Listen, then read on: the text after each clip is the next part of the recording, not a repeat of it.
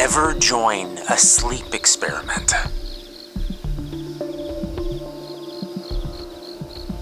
Life was never easy for me. I made some mistakes, but no one deserves what I went through. Before all this mess with the sleep experiment, I was just another guy. I dropped out of high school after my parents died in a car accident. Things spiraled down from there. I had nothing. No family to take me in, and no money to keep me staying at the house I've lived in my whole life. I fell in with the wrong crowd.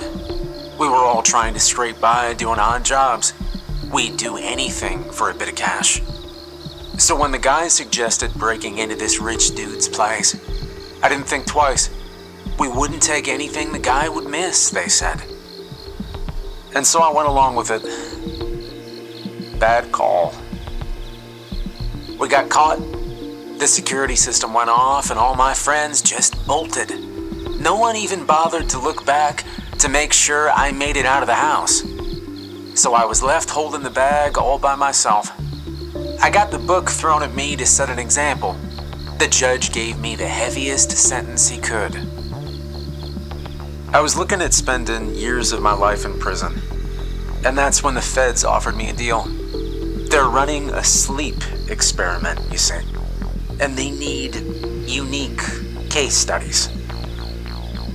I didn't really have a choice, but they made it out like I was lucky to be chosen for this. They needed people who had a history of sleep disorders, like me. See, ever since I was a little kid, I've had this problem. Most kids are afraid of the dark or what's under their bed. Me, I was afraid of falling asleep. Sounds weird, right? But every time I'd close my eyes, I'd get stuck. My mind would wake up, but I couldn't move. I'd want to scream and kick, but my body wouldn't listen to me. More than once, I was scared that I was actually dead or something. The doctors called it sleep paralysis. It haunted me all my life. But because of this unique condition of mine, I got picked to be the government's new guinea pig. They were funding a new kind of experiment to create some sort of, super drug. The goal was to completely eliminate the need for sleep. I gotta admit, it sounded crazy. Imagine a world where you never have to sleep again. Man, all the stuff you could do, you know? And who better to test this new super drug than a guy who hated every minute of sleep? Now, I still remember that day clearly. As soon as I woke up, I knew something was wrong. I was going through my usual day at the prison. I was napping the afternoon away on my bunk. And that's until Dr. Brown came in. He was the brainy type, glasses and all, always had that clipboard with him. "Hello, Ted, I'm Dr. Brown. I've got something that might interest you," he said. Honestly, nothing in prison ever interests you except getting the hell out. But I let him talk. "We're doing a sleep study," he began. "It's for this new drug we're developing. It's supposed to stop people from needing to sleep so much. And we thought, well, with your unique nighttime situation, you would be the perfect candidate." At first, I laughed. "So you want to give me a drug for my sleep paralysis?" "Doc, I don't need less sleep. I need better sleep," I told him. But Dr. Brown was persistent. "It's not about reducing sleep," he said. "It could also help with your condition. After all, less sleep means fewer episodes of paralysis. And of course, I'm also authorized to offer you a reduced sentence if the study goes well." Alright, so that did sound good. "Okay, Doc, I'll try your magic pill," I said. And that's how I got roped into this study. They moved me to a special wing of the hospital, and they had me take this red pill every night, right before lights out. Now, I did have high hopes for this pill those first few nights. I'd go through my day, just looking forward to finally getting a good night's rest. But night after night, I still found myself stuck as usual. I couldn't move, and I'd spend the hours just watching the ceiling. It continued like that for a while.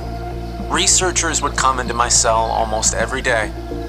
They'd bring in their clipboards and start measuring my blood pressure and all that. It was routine. They'd come in to check my vitals during the day, then give me the red pill at night. Sometimes I'd sit down and talk with them. Apparently, the government had poured a boatload of money into this thing. And that Dr. Brown wasn't just any ordinary guy. He had some powerful friends who pulled some strings to make him the lead doc. He was not someone to mess with. Worse, I caught wind from the other inmates that this experiment wasn't anything new. Another group of scientists from Russia did the exact same thing decades ago. None of them survived. Not the scientist, and especially not the test subjects. One of the guys said the final test subject got shot point blank. I didn't know what to do with that info. Didn't feel real good about being part of the second batch of guinea pigs for some failed Russian sleep experiment. But I wasn't going to start messing with Dr. Brown, not after what he did to one of the inmates. Time has gone by, and we're a couple weeks into the study now. The doc's usually all about his notes and keeping cool, always polite and professional. But one day, he just lost it. You see, the inmate across from my cell is a big dude, always causing trouble and looking for a fight. So anyway, he starts mouthing off to Dr. Brown, saying all sorts of stuff about the experiments. He was trying real hard to get under the doc's skin. And Dr. Brown, he's trying to stay professional, but you can see he's boiling. Then, out of nowhere, Brown just snaps, grabs his clipboard, and whacks it right across the guy's face. The sound echoed down the hall, and everybody went silent. You know it's serious when even the tough guys are speechless. The big dude, down on the floor, holding his face, completely shocked. And Dr. Brown just straightens his coat, adjusts his glasses, and walks off like nothing happened. You'd think he'd get in trouble for abusing his patients, but I heard from the other docs he's done it before, you know. And the doc never got in trouble for it. Everyone got the hint? Down here, well, Brown was the guy in charge. But still, even back then, I would have dealt with Brown rather than go to sleep again. Because it felt like my paralysis was getting worse the longer the experiment ran. I started seeing something when I went to sleep. It started like any other night. I'd taken the red pill like normal. But when I got stuck again, I felt like I wasn't alone anymore. In the corner of my room, I could see someone standing there. Even from the corner of my vision, I could see just how tall he was. He was really tall and skinny. He looked like he was wearing an old suit. In his hand was a single flickering candle. And then slowly, he brought the candle up to his face. If I could have, I would have gagged at the sight of it. His eyes were sunken pits of nothing. His mouth had too many teeth. But it was his skin that was the worst. It looked like his skin was made of candle wax. It melted in the heat, and it started dripping globs onto the floor. I tried to scream, to move, to do anything, but I couldn't. It was just me and him, stuck in a tiny, dark cell. I named him Candleface after that night. I thought it fit.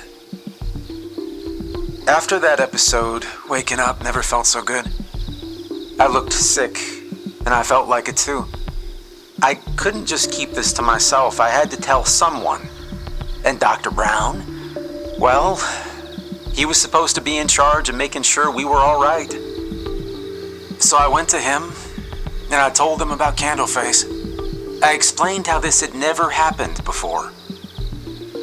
Dr. Brown listened, nodding along as I described the figure, the candle, his face, everything. I was hoping for some kind of answer, but when I finished, he just gave me this look that said he'd heard it all before. It's probably just a side effect of the drug, he said, all calm and matter-of-fact like. These kinds of vivid dreams or visions, they can happen when you're adjusting to medications. Sometimes things get a bit worse before they get better, he said. I wanted to argue, to tell him this was different, but the look on his face told me he'd already made up his mind. It was frustrating, but I knew what I needed to do. Let it go. What else could I do? So I just nodded, pretending to accept his explanation. But inside I wasn't convinced. Not one bit. It kept happening, night after night. I'd wake up paralyzed, and I'd see Candleface in the corner. And every night, he'd be a bit closer than before. I wasn't really sure at first, but after a week, I knew he'd been moving closer to me.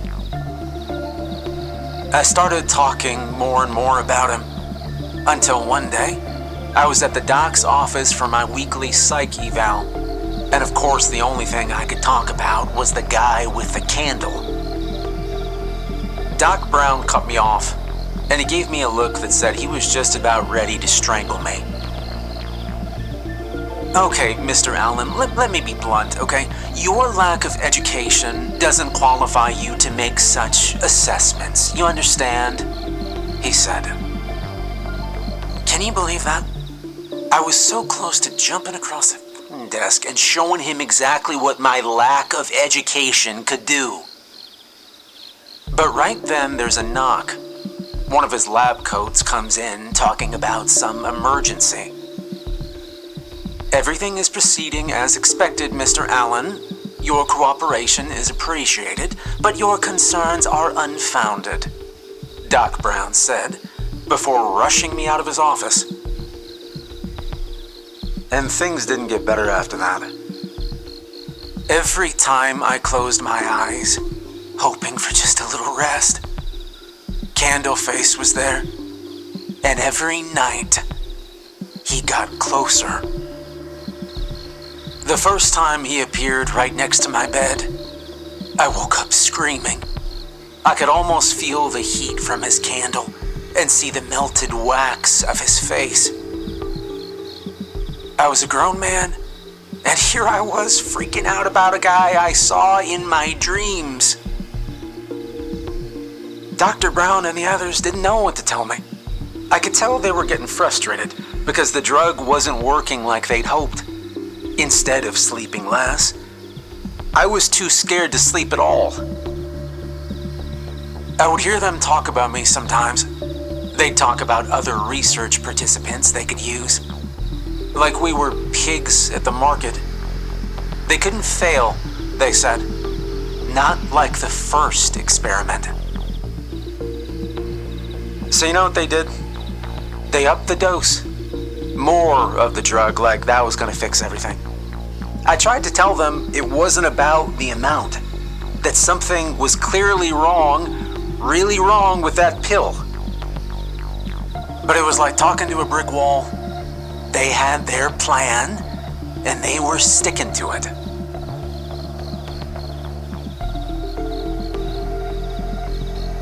I remember taking that bigger dose for the first time. I felt like I was about to have a heart attack from the stress.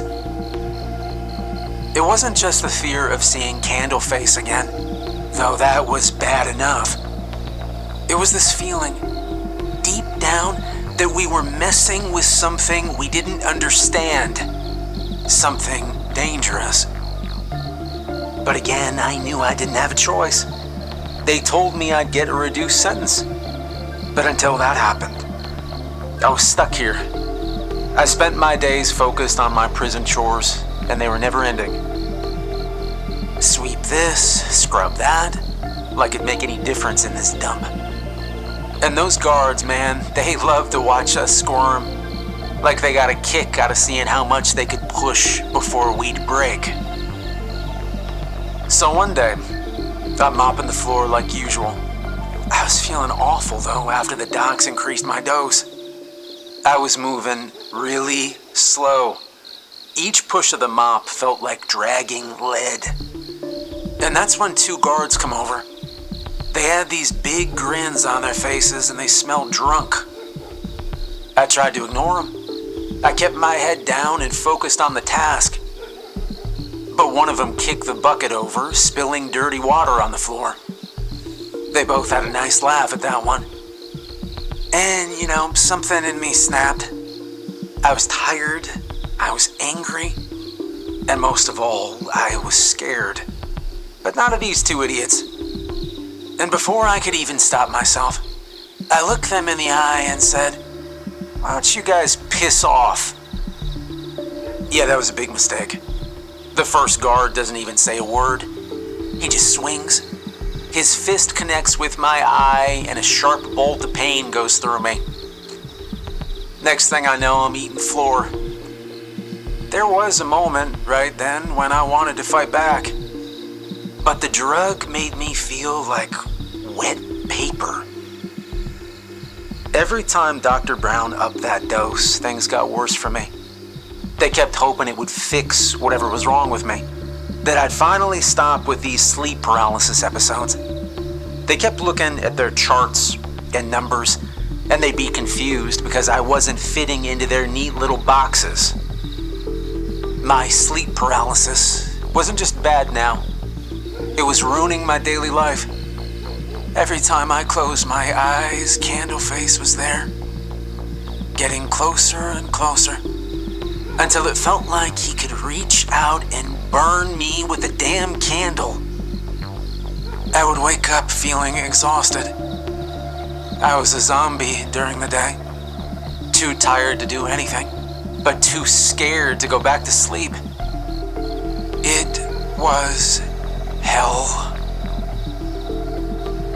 And then one day, things got even worse.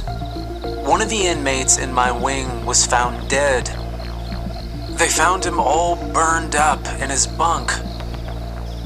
I heard his whole place.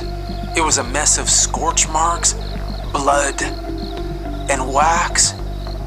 Yeah, wax. I couldn't believe it either. And guess who was picked to clean it up? Yep, me. The air reeked of smoke and burning wax when I walked in. The walls were covered in scorch marks. Splatters of blood covered the floor, dried and dark. And the wax was everywhere. There were pools of it on the ground and dripping on the walls. There were even clumps of it on the burned remains of the bunk. After what happened, they locked down the entire block. Cops came in, poking around, asking questions, but they left with nothing. Just a bunch of confused looks and shrugged shoulders. Dr. Brown told the cops that it was just a case of gang violence. He didn't want an investigation interfering with his study. I think he called in a favor to get this swept under the rug. But the deaths just kept piling up. The next victim was some low-level bully. He would never go after anyone bigger than him. So he loved to pick on me especially. And then we woke up one morning, and poof, he was burned up too. Only thing left was his cell, covered in blood, ashes, and wax. And then a week after that, another cell was found with a burnt-out bunk. Didn't take me long to figure out the pattern. Every one of these victims were guys that had made my life a living hell. The whole prison block was freaking out. We didn't know what it all meant, whether it was faulty wiring or someone going around torching cells. You'd think after the second death, the guards would have had enough and just shut this down. But no, we were still there day in, day out. Dr. Brown used his connections to keep his little experiment running. So instead of getting shut down, he put the whole wing on lockdown. No one goes in or out. He said it was for the safety of the inmates. But I figured it was just to make sure no one outside our block would hear about the weird deaths. Things in my cell were getting real weird too.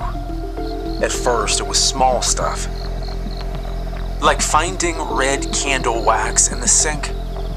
I tried telling myself it was all a sick practical joke.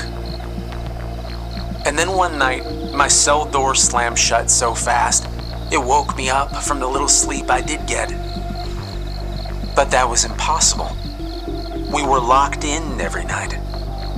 And I didn't go back to sleep after that. The next morning, I found scorch marks on the edge of my blanket. The day after that, I found claw marks on my walls. They tore through the cheap paint and concrete as neatly as a knife cutting through butter. They look like scratches, too big and too deep to be from anything human. And of course, the guards blamed me for it. They thought I was acting out or something. They thought I must have some sort of weapon on me that made those scratches. Or that I was hiding contraband when I scorched my blanket. So after the first time they raided my cell, I tried to clean up anything that looked out of place before my guard swung by. We were 4 months into the experiment now. I could see Dr. Brown lose his grip as the weeks wore on. They kept upping my dose, but it still wasn't doing anything good for me. My sleep paralysis nightmares just kept getting worse. The doc would look at me like I was ruining his experiment on purpose, as if I wanted any of this. The murders didn't stop either. The block was in a state of constant fear. Everyone was waiting for the next hit, wondering who it would be. But no matter how hard the guards looked, or how many questions they asked, they found nothing. As for me, it was like I was fading. I could feel myself getting weaker bit by bit. The guys running the experiment, they didn't really know what to do about it. All they could figure to do was hook me to an IV drip, pumping who knows what into me.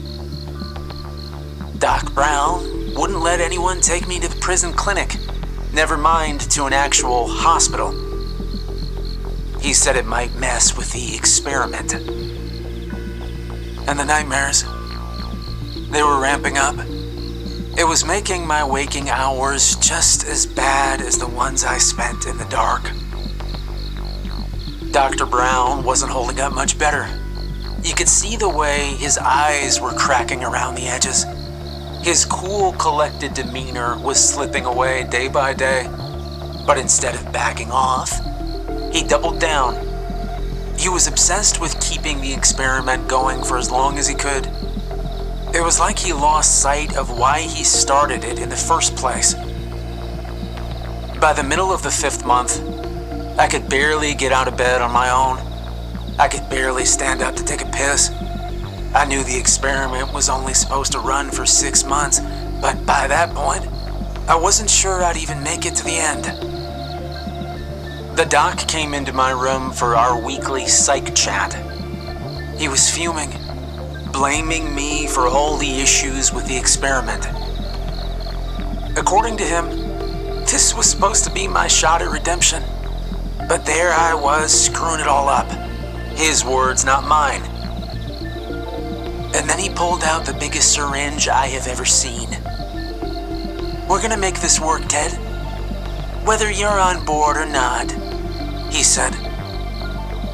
And before I could even think of a comeback, he jammed the thing into my arm and plunged down. Everything after that's a blur. I remember a cold rush flowing through my veins. The room started spinning. And that's it. Lights out. I blacked out completely.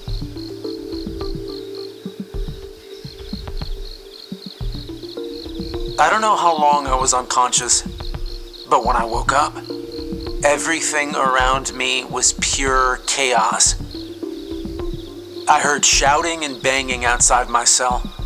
It sounded like the world was ending. I heard inmates yelling and running, trying to get out of the block. Gunfire would start up, only to be cut off by a terrified scream. It was obvious that whatever was happening out there, people were getting slaughtered. And then, out of nowhere, Dr. Brown burst into my cell. He looked even more unhinged than usual. He started shaking me, trying to get me to wake up. But you see, after what he gave me, I couldn't move. I couldn't even blink.